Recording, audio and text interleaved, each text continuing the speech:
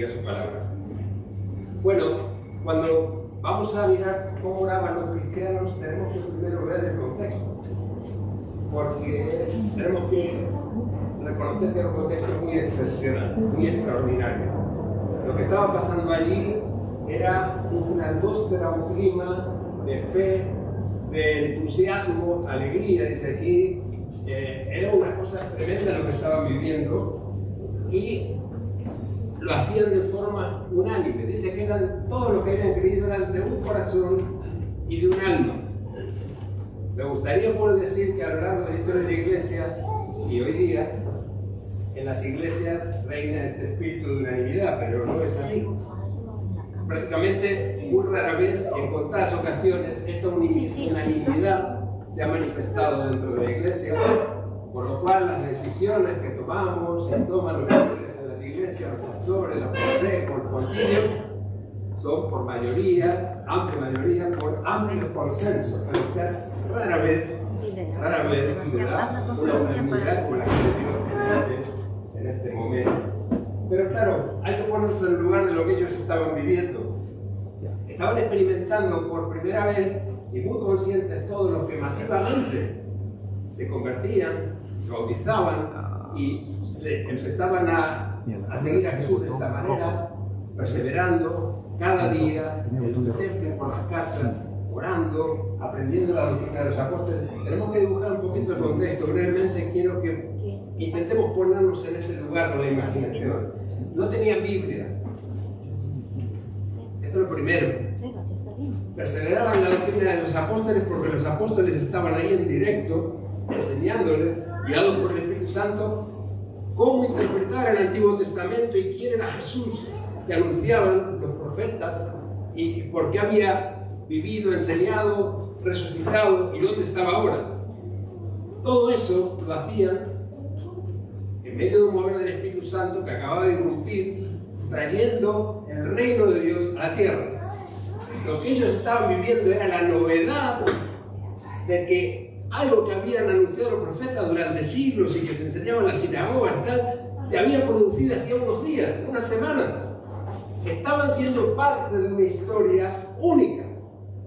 Y los que se convertían lo hacían con ese entusiasmo de pertenecer a algo histórico que sus padres, sus abuelos y sus tatarabuelos habían soñado. El reino de Dios había irrumpido en la tierra. No era que iba a venir, había llegado y se estaba manifestando en su primera manifestación antes de su consumación final cuando Cristo vuelva a venir.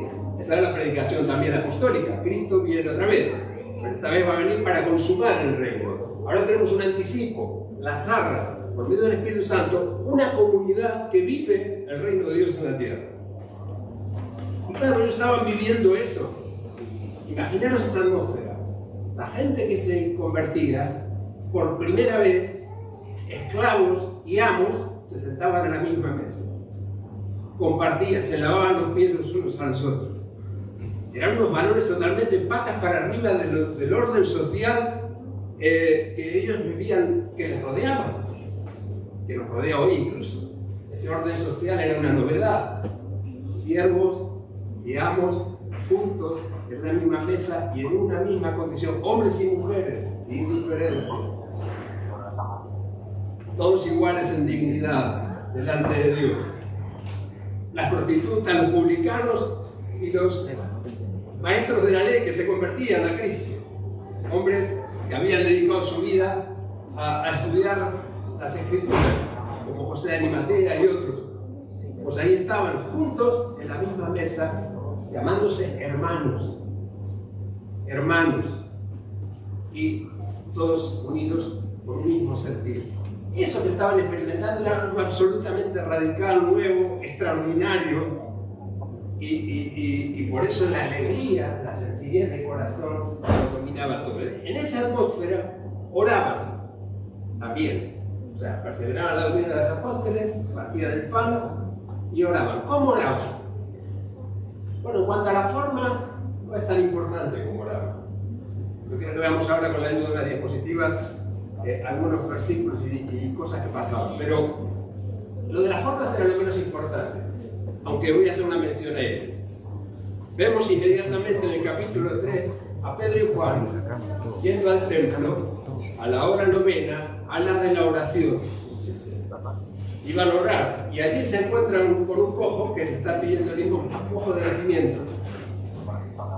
Y cuando este cojo le pide algo, si se queda mirando, no lo podemos leer, no tenemos tiempo, voy a hacer un repasito así rápido de algunos pasajes, pero que son bien conocidos.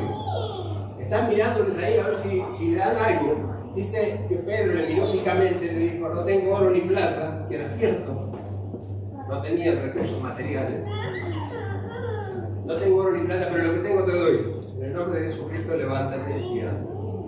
Y se levantó de golpe, Pedro empezó a dar botes de alegría, saltando, entró al templo con ellos abrazados, los soltaba,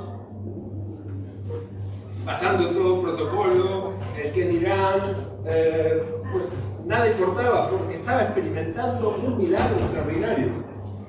Y ese milagro provocó que Pedro y Juan terminaran en el concilio, en la comisaría de lo que se dice en la comisaría de policía, pero era la policía religiosa. Y los llevaron allí a dar cuenta de lo que habían hecho, que por qué estaban enseñando en el nombre de Jesús, que ellos lo habían crucificado, lo habían ajusticiado porque era blasfemo o lo que sea, y ellos estaban predicando a Jesucristo, y encima diciendo que había resucitado. Y Pedro, con una lógica aplastante, le dice: mira, no podemos dejar de decir lo que hemos visto. Y estaba el cojo al lado, de pie, andando, y no tenían argumento. Entonces, ese era el clima. Y en ese contexto extraordinario de vivencia, de experiencia, alegre, entusiasta, un espíritu unánime de fe, pues vemos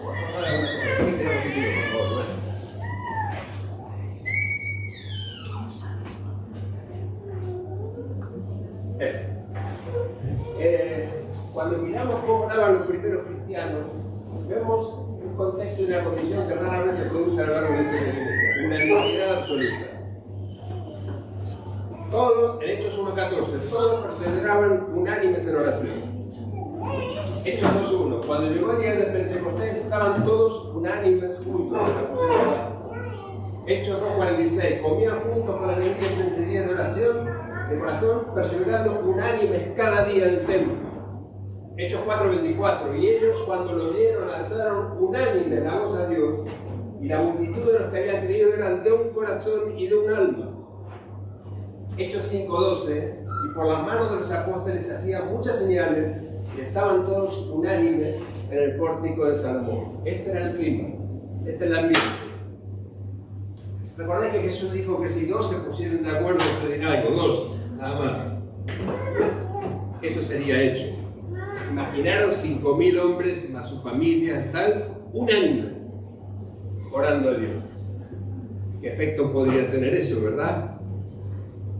Tenemos que hacer un uso de la imaginación porque es difícil ver ese clima en nuestras reuniones cotidianas, reconozcámoslo, no es quizás un día venimos con más expectativa, otro día menos, pero no es el clima que ellos estaban viviendo.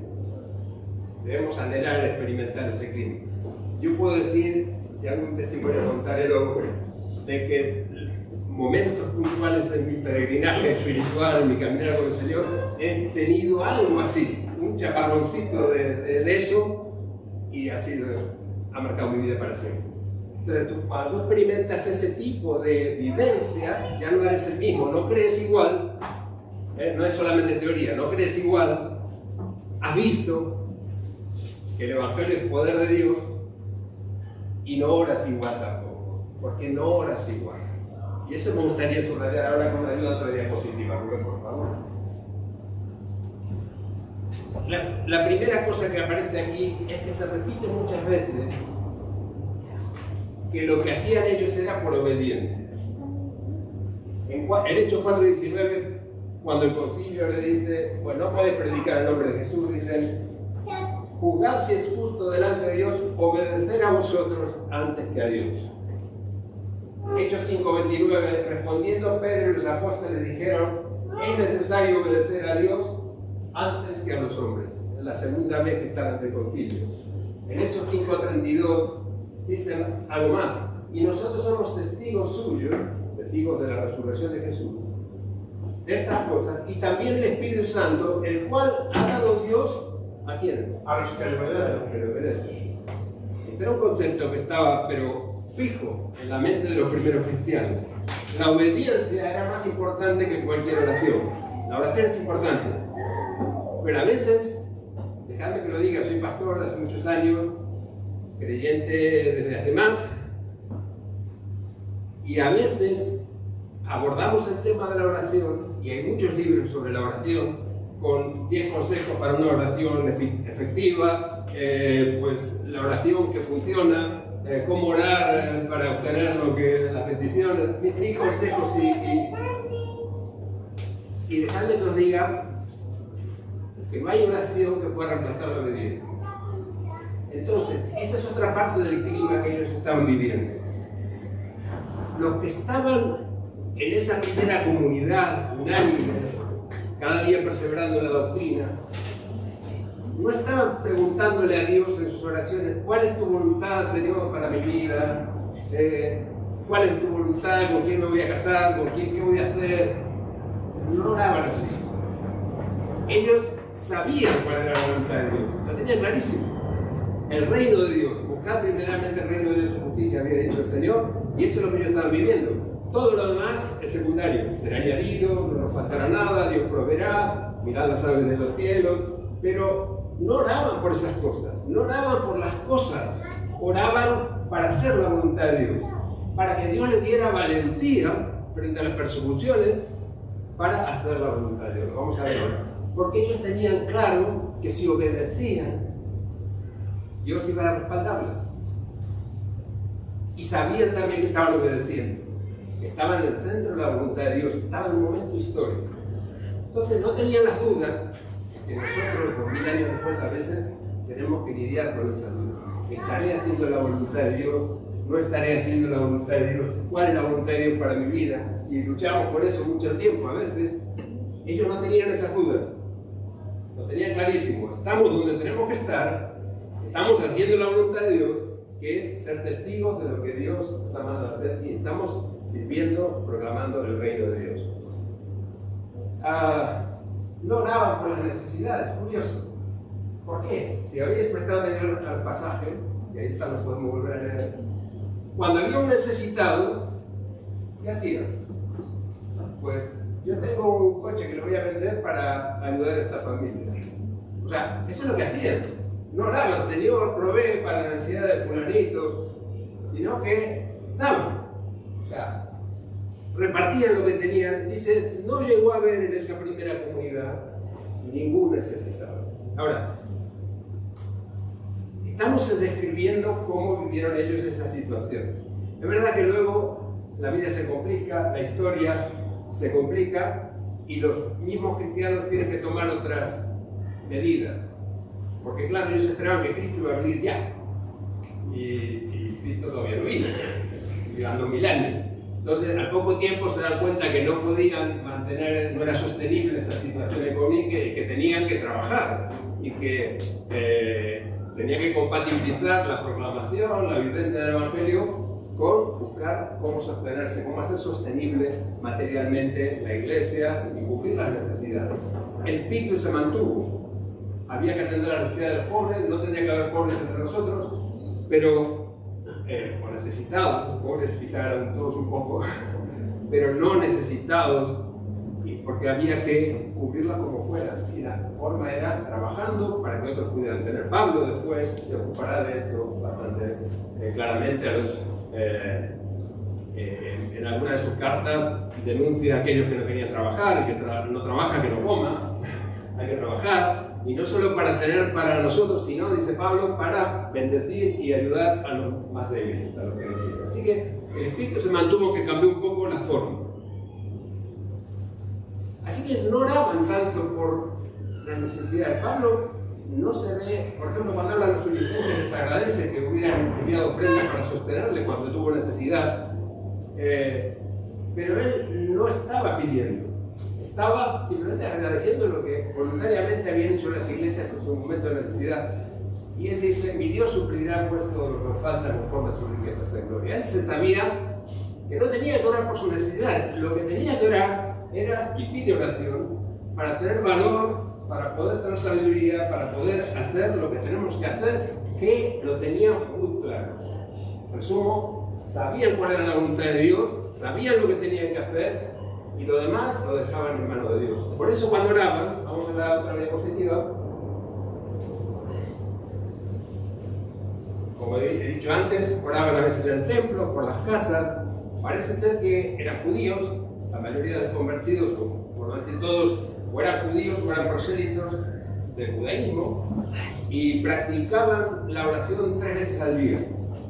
La primera constancia de este tipo de oración está en Daniel, que dice que abría las ventanas en Babilonia y oraba 3 veces al día mirando a Jerusalén. Antes no era así, porque en la época de Moisés tenían el templo, había todos los rituales del sacerdocio. Cuando ya estamos en el primer siglo, se mantienen las tradiciones del templo, pero se había estructurado de alguna manera esa forma, esa tradición de orar 3 veces al día. Cuando Pedro y Juan iban al templo, que se encontraron al cojo, pues estaban yendo a la hora tercera, a la hora novena, le llamaban ellos, que eran las 3 de la tarde, la de la oración vespertina. Oraban 3 veces al día, como hábito. Los primeros cristianos siguieron haciendo eso, iban al templo o en las casas oraban 3 veces al día. Pero luego vemos a lo largo del libro de los Hechos que oraban siempre que hacía falta, no lo hacían como un rito. Me imagino, esto es una imaginación mía, que recordarían la oración del Padre Nuestro, pero no oraban venga tu reino, porque ya había venido. Hágase tu voluntad, sí.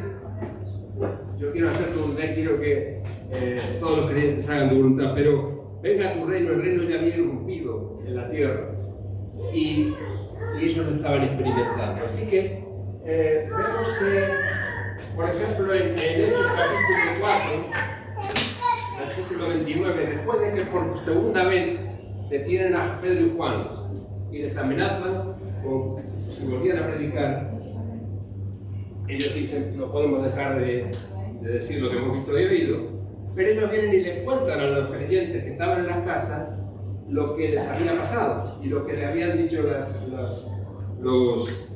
las autoridades religiosas y civiles. ¿Y qué hacen? Se ponen a orar.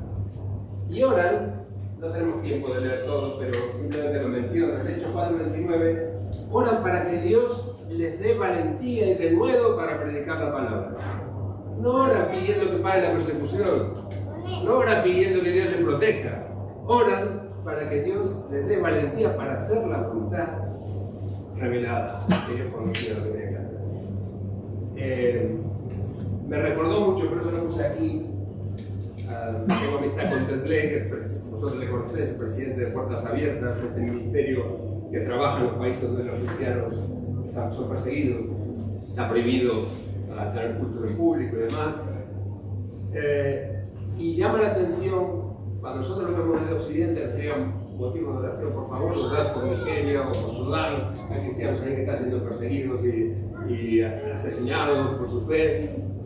Llama la atención que cuando piden oración, según las cartas que ellos mandan o los correos electrónicos, no piden para que pare la persecución, piden para que Dios les dé valor, para mantenerse firmes en la fe.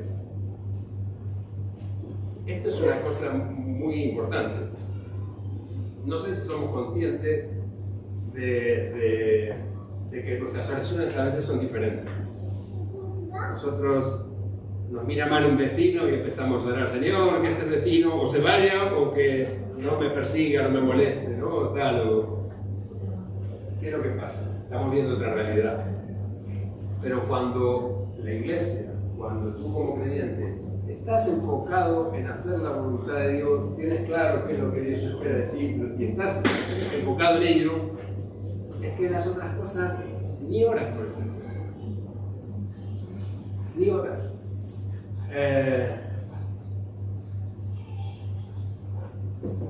Yo creo que está bien orar por todo, pero cuando tú eres un niño y te haces un rasguño en la rodilla, ¿no? Es una catástrofe familiar. Llora, ¿no? El niño, y mami, todo el mundo que está pendiente de su rodilla, viene la abuela, ¿qué te ha pasado, cariño? No sé qué, la rodillita, pobrecito el nieto, no sé qué, no vayas al colegio, te quedas en casa, que te arropamos aquí, te cuidamos, ¿no? Pero si eso lo haces con 30 años, ojo, no me ponga ningún ejemplo, que igual lo encontráis. Pero si con 30 años, ay pobrecito, no voy a trabajar porque me hizo un rasguño en la rodilla, y encima me dice jugando al fútbol, perdón. Es que es una cosa absurda, ¿no? Bueno, pongo este ejemplo porque a veces, cuando como cristianos no estamos viviendo esa realidad intensa de lo que significa ver el respaldo de Dios cuando tú estás enfocado en hacer su voluntad y ves milagros que suceden, ves que Dios responde a las oraciones, perdón que lo diga, pero no gastas pólvora en cualquier pajarito. No oras por cosas que te da vergüenza orar. Voy a orar porque hoy, no sé, tuve un percance en el trabajo. Ni oras. No digo que no haya que orar, pero oras para cosas más importantes. No sé si me explico. Tu mente está en otra cosa. Y qué bien que haríamos en aprender de los primeros cristianos, que tenían claro cuando estaban en la voluntad de Dios, en el centro de la voluntad de Dios, alineados con el corazón de Dios, y todo lo demás pasaba a segundo plano, y la oración cambia, la forma de orar cambia muchísimo. ¿Entendéis eso, no? Mira, estos días atrás hemos estado todos conmocionados aquí en España, el mundo ha dado vuelta, los medios de comunicación no hablaban de otra cosa que del eclipse. Y me parece fantástico el interés de los científicos, había astrónomos que salían a hablar, y gente muy experta que decía esto es un fenómeno histórico, nunca vamos a ver esto posiblemente los que estamos aquí, 100 años después, en un eclipse de esta manera, con esta característica, bueno, nos llenaron la cabeza, ¿no? Pero también había mucho postureo. ¿A qué sí? Había mucha gente que no sabía nada, le da igual, la astronomía, nunca se interesa, no saben ni dónde está la luna, ni dónde está el sol, no saben nada, y sin embargo ahí estaban todos con el eclipse, no sé qué, que el selfie, que el pin, que el pan. ¿Cómo voy a perder el eclipse? Y luego nos faltaban, eso lo sabéis, que hay gente supersticiosa, creyente de la astrología, que claro, cuando se alinean los astros, pasan cosas, ¿no? Entonces hay que pedir deseos y una serie de historias que seguro que se van a cumplir. Bueno, Dios nos advierte en su palabra, en el Antiguo Testamento, sobre no mirar las señales de los cielos, que era esto precisamente, lo que hacían los astrólogos de aquel tiempo, ¿no? El judaísmo primero, Moisés, y la palabra de Dios nos advierten sobre no confiar en esas supersticiones. Pero me gusta imaginar que, usando esto como una metáfora, que cuando un corazón, o muchos corazones, pero el corazón de un creyente o una creyente se alinea con el corazón de Dios, con los deseos de Dios, con los anhelos de Dios, con los propósitos de Dios, amigo, y ahí creo que los ángeles se reúnen a ver qué ha pasado. A ver qué ha pasado. Y veo esto en la Biblia muchas veces, me lo imagino cuando Abraham lleva a Isaac a sacrificar al altar por obediencia a Dios. Una cosa terrible. Pero intentando buscar a Dios, intentando obedecer a Dios, intentando alinearse con la voluntad de Dios, está dispuesto hasta dar a su hijo. Era una cosa que Dios no le iba a pedir, era una barbaridad, porque era una costumbre pagana, pero Dios le prueba así.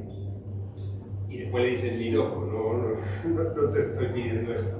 Pero el corazón era correcto, estaba alineado con la voluntad de Dios. Pienso en Ana, la madre de Samuel, desesperada por no poder tener un hijo.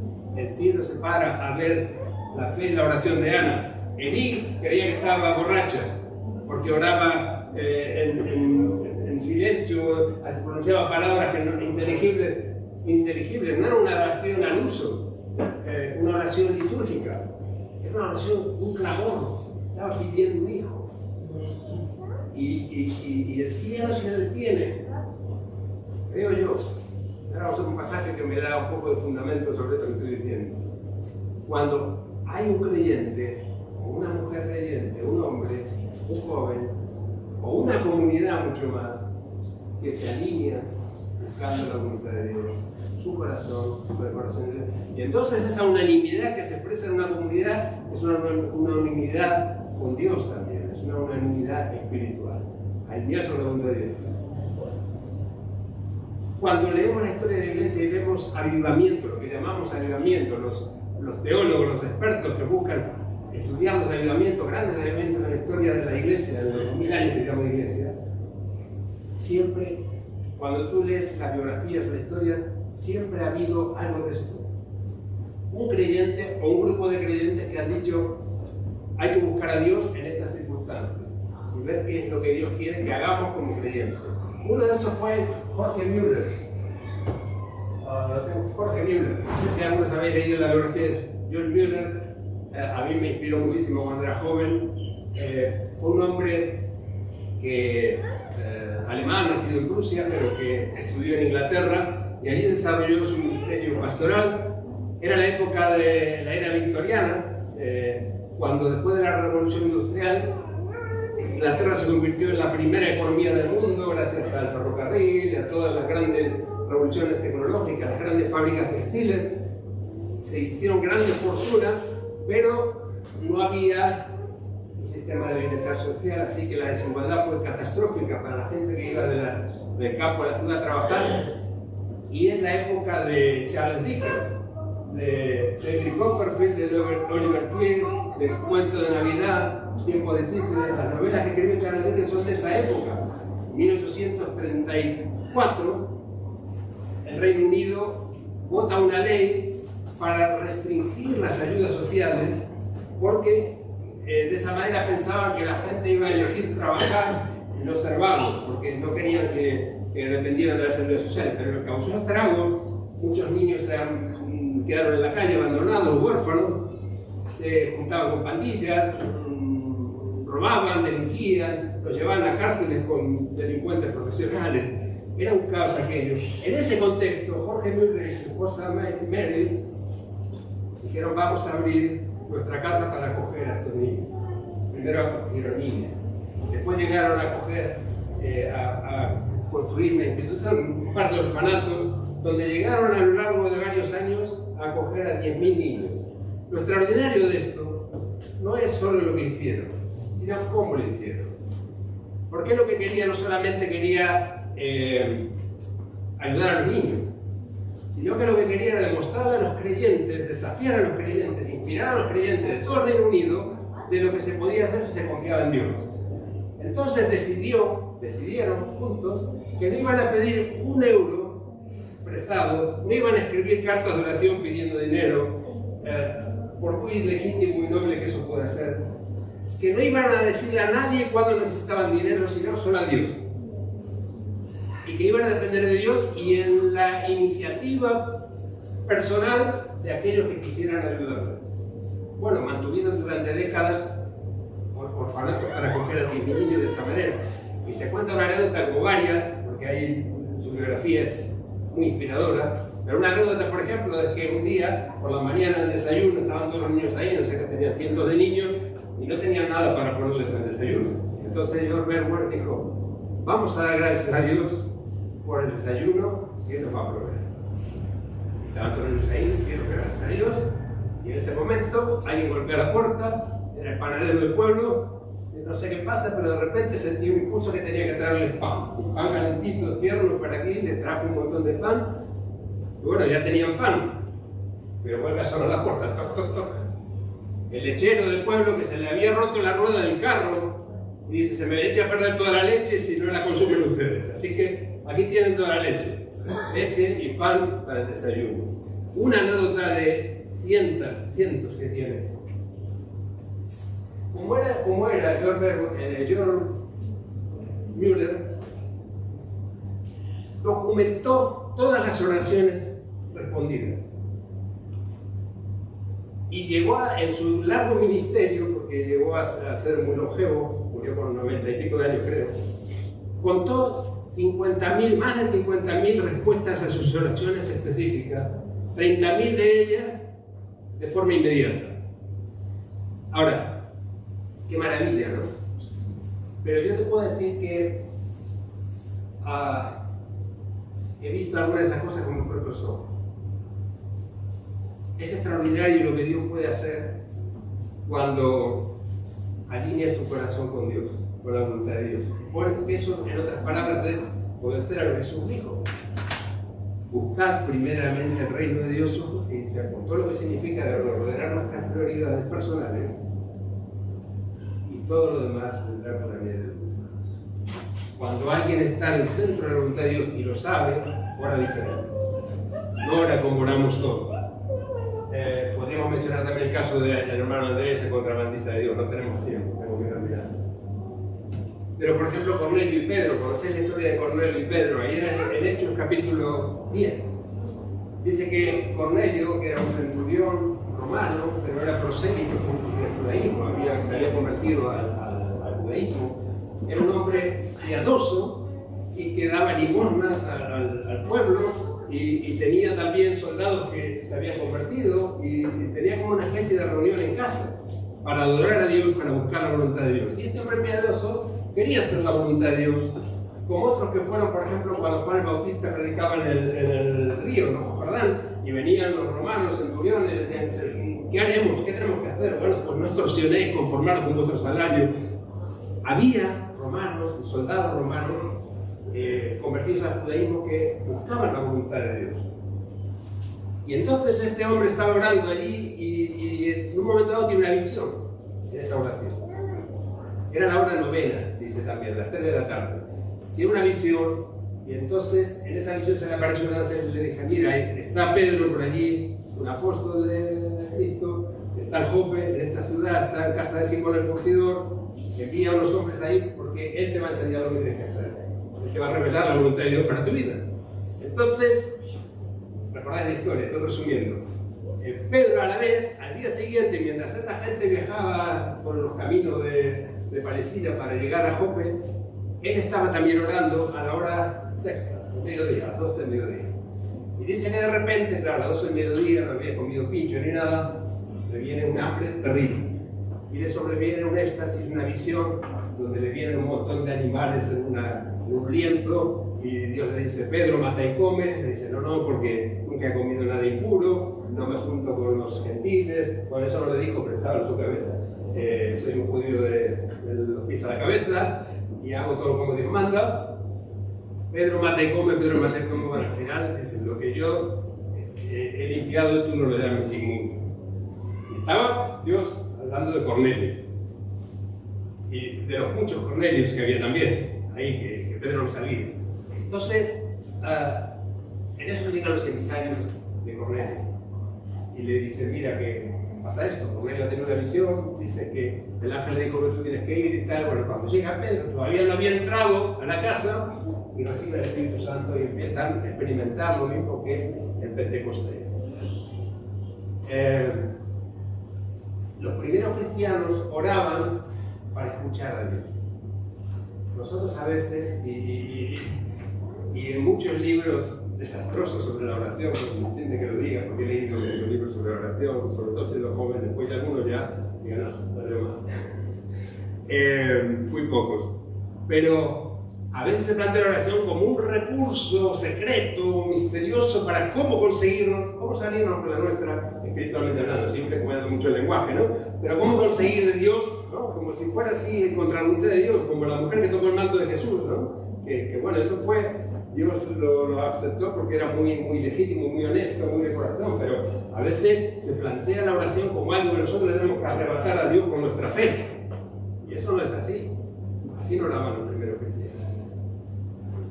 Así no oraban los primeros cristianos. Al contrario, estaban rendidos a la voluntad de Dios, y había veces que ni necesitaban orar para saber lo que Dios. Pero otras veces Dios se le revelaba la oración.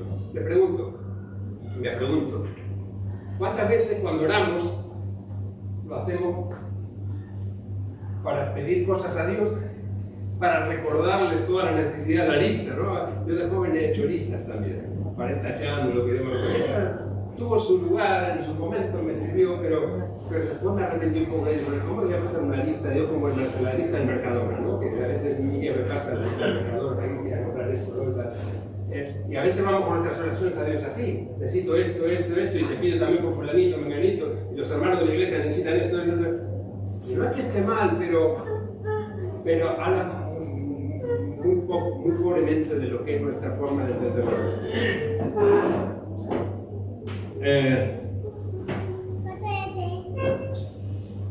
A veces tenemos que ir a orar. A mí me gusta, por ejemplo, ir a correr o a caminar por los chocos o por algún sitio y no llevo ni casco, ni música, ni nada.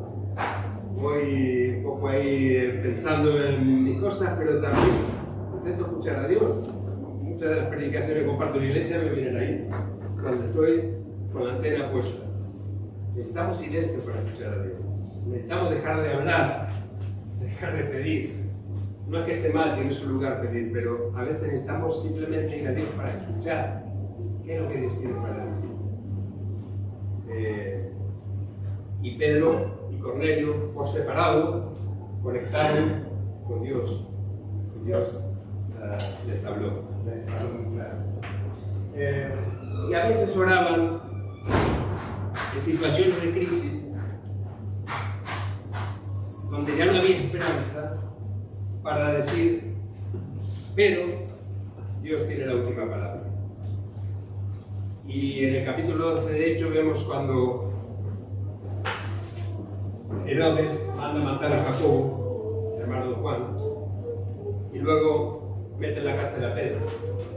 Y describe el Lucas, el escritor del libro de los Hechos, describe esa situación terrible que tiene que haber sido tremenda, porque la persecución iba creciendo, pero ya matar a Jacobo era uno de los del círculo íntimo de Jesús. ¿Podéis imaginar lo que supuso eso para la iglesia? Y yo creo que Herodes, además como Herodes vio que a los judíos anticristianos les gustó, pues lo metió en la cárcel a Pedro. Está ahí en la cárcel, custodiado por 2 soldados romanos, con grilletes y tal, y dice, en la versión Reina Valera me gusta como dice, describe la situación y dice, pero la iglesia hacía oración sin cesar por él. Hay un pero. En la situación más desesperada que podamos estar atravesando, tanto en lo personal como en la iglesia, como comunidad de creyentes, la oración de corazón, la oración según la voluntad de Dios, de volvernos a Dios de forma unánime, puede marcar un pero en el devenir de la historia, cambiar el curso de la historia. Una historia que parece trágica, que ya tiene crónica de una muerte anunciada, ¿no? Hay un libro de García Márquez que se llama así, bueno, pues esto. Crónica de una muerte anunciada era lo de Pedro. Iba a ser, ya habían matado a Jacobo, ¿por qué no iban a matar a Pedro? Pero la iglesia hacía oración cristana. Y saben lo que pasó. De repente viene un ángel, le quita las cadenas, lo saca a Pedro de la cárcel, lo lleva a la puerta de la casa de Herodes, la casa de Juan Marcos. Y allí se lo lleva libre y sano y salvo. Qué bonito es pensar también en que la oración puede hacer que la desesperanza, en una situación de desesperanza, pues brille la luz de la esperanza. Y voy a terminar con una última diapositiva. Rubén. Bueno, este es un resumen. El creyente obediente o la iglesia obediente que prioriza la voluntad de Dios, yo creo que son como Santiago habla de la oración eficaz del justo, que puede mucho. Y anima a los creyentes, si hay alguien enfermo, si hay alguien alegre, canta alabanza, si hay alguien enfermo, llama a los ancianos de la iglesia y oren. La oración eficaz del justo puede mucho. Pero ¿quién es el justo? A lo mejor el ejemplo de Elías. Elías era un hombre sujeto a pasiones como nosotros, pero no era como nosotros. Claro, no es un ejemplo que me inspire a mí mucho a considerarme en el mismo nivel de Elías, pero con el tiempo he aprendido que cuando la Biblia habla de las bendiciones del justo, son las bendiciones de los justificados. Sino que aquellos que por medio de la fe en Cristo podemos ser considerados justos a los ojos de Dios. En otras palabras, también se llaman santos. Los creyentes, los que hemos puesto nuestra confianza en el Señor, y a los que el Señor conoce, pues entonces podemos identificarlos con esa justicia divina y orar como justo. Entonces, oramos diferente, no tanto en las formas, pero sí en cuanto a la confianza, a la expectativa. No oramos tanto pidiendo que Dios nos libre de la adversidad, sino que nos dé fuerza para sobrellevarla. También no lo dije, pero eran pidiendo milagros y sanidad, es lo que pidieron los creyentes cuando salieron del segundo juicio del concilio. Entonces, pero no oraban para que ellos hicieran sanidades y milagros, ni porque ellos las necesitaban, sino dicen, concédenos valor y de modo para proclamar tu palabra mientras tú haces señales y maravillas para glorificar a Jesús. No era que ellos buscaban las señales, pero sabían, como dice también en Marcos 16, estas señales seguirán a los que creen en su nombre. Ellos no iban detrás de las señales, sino que iban detrás de la voluntad de Dios y las señales les acompañaban. Es muy distinto. Oraban con perseverancia, oraban para escuchar a Dios, oraban para insertar un pelo de esperanza en el curso de una tragedia anunciada. Y ahora sí, la última diapositiva, con esto termino. Hay un pasaje que quiero que veáis en Apocalipsis 8, un poquito, que yo voy a hacer una interpretación libre desde... No quiere decir que sea una herejía la que voy a decir, pero libre porque voy a usar un poquito la imaginación para hacerla más para nosotros y para mí. Este es un pasaje que habla de la oración y nos revela, es como que Juan tiene una revelación de qué es lo que pasa cuando los creyentes oran en un determinado momento. Y es como que descorre el velo del cielo. Lo que pasa en el cielo cuando un creyente ora como tiene que orar, o una iglesia ora como tiene que orar al Señor. Esa oración eficaz de la que hablamos. Y es muy interesante lo que dice. Lo voy a leer. Dice: cuando abría el séptimo sello, se hizo silencio en el cielo como por media hora. Luego vi que los 7 ángeles que estaban delante de Dios se les dieron 7 trompetas. Otro ángel vino y se detuvo delante del altar. Tenía un incensario de oro y se le dio mucho incienso para ofrecerlo junto con las oraciones de todos los santos, sobre el altar de oro que estaba delante del trono. El humo del incienso junto con las oraciones de los santos subió de la mano del ángel a la presencia de Dios. Y el ángel tomó el incensario, lo llenó con brasas del altar y lo arrojó a la tierra. Entonces hubo truenos, ruidos, relámpagos y un terremoto. Bueno, como digo, puede ser que esto tenga distintas lecturas y esto se refiere a un contexto concreto, pero creo que también está para mostrarnos un poquito, ponernos el velo de lo que pasa en el ámbito de lo espiritual cuando nosotros oramos. Es maravilloso. Es maravilloso. Lo primero que me llama la atención es que dice que se hizo un silencio como de media hora. Media hora, estamos hablando de penetrar en la eternidad, una vez atrás, y dice, se hizo un silencio de media hora. Ahora, si leéis los capítulos anteriores, del 4 al 7 inclusive, vais a ver que en el ruido se muestra el cielo, también hay muchas cosas simbólicas, no sé, pero se muestra una descripción del cielo con un ruido tremendo. O sea, hay permanente ruido, porque primero aparecen 4 seres vivientes, 4 querubines, parece que son, agitando las alas y clamando: Santo, Santo, Todopoderoso Dios, Creador del cielo y de la tierra. Pero después vienen millones de ángeles y empiezan: dignos el Cordero de desatar los sellos, el Cordero que fue inmolado, está hablando del Hijo de Dios, de Cristo, y empiezan a cantar también millones de ángeles. Dice que un ángel puede reemplazar a una multitud de coros humanos, con la voz solamente de un ángel, ¿no? Pero millones de ángeles no me puedo imaginar. Lo único que me imagino es mucho ruido, mucha música, mucha bullicio en el cielo, del bueno, pero mucho. Y de repente, ¡pum!, se corta todo. Media hora de silencio. ¿Podéis imaginar el cielo en silencio? ¿Qué es lo que ha pasado? Hay alguien que está orando en la tierra. Eso es lo que está pasando. Se hace un silencio. No sé cuánto duran los cultos de oración aquí, si dura media hora o más, pero que sepas que media hora puedes poner el cielo en silencio si oras como tienes que orar, si oras en la voluntad de Dios, si oras con un corazón en sintonía, alineado con el corazón de Dios. Pienso en tantos hombres de la Biblia y otros que podemos mencionar de la historia, pero pienso, por ejemplo, en Abraham, lo decía, ¿no? Los ángeles van a destruir Sodoma y Gomorra, y Dios se pregunta: ¿destruiré Sodoma y Gomorra y no se lo voy a decir a Abraham?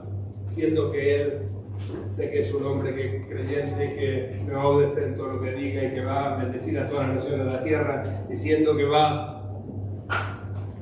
a enseñarles a sus hijos todo lo que le he mandado. Es decir, hay oraciones que ponen el cielo en silencio.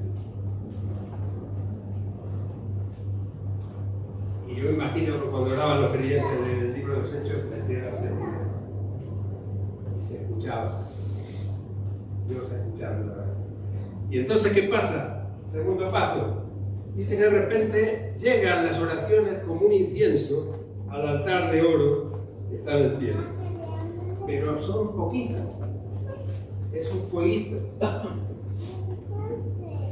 A lo mejor es un creyente que está con muchas luchas y está haciendo una oración y que llega como esa oración de aquel hombre que le dijo: Señor, ayuda a mi incredulidad. Creo, pero ayuda a mi incredulidad. Como un pábilo que humea, esa fe flojita, pero Señor, eres mi último recurso. O a lo mejor es una iglesia que viene hace años orando por un avivamiento en su barrio, por un despertar espiritual, porque se conviertan las familias de los creyentes y tal.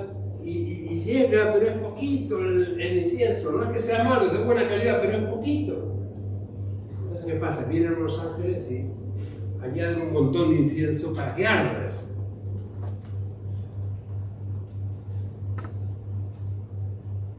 Hace unas semanas estábamos en Galicia haciendo una barbacoa con mi hijo mayor y compró carbón, compró pastillas de encendido y no había manera, no encendía. No era suficiente el fuego para necesitar mucha llama para encender el carbón. Eso lo sabe cualquier argentino, pero bueno, estamos ahí los dos y de repente digo, necesitamos madera o algo. Bueno, se fue a buscar, encontró unas ramas secas, estupendas, rodeamos todo y ¡pum! Hizo la llama. Y cuando pienso en esos ángeles echando el incienso sobre las oraciones de los santos, digo, ahí está. Hay una parte que nos toca a nosotros.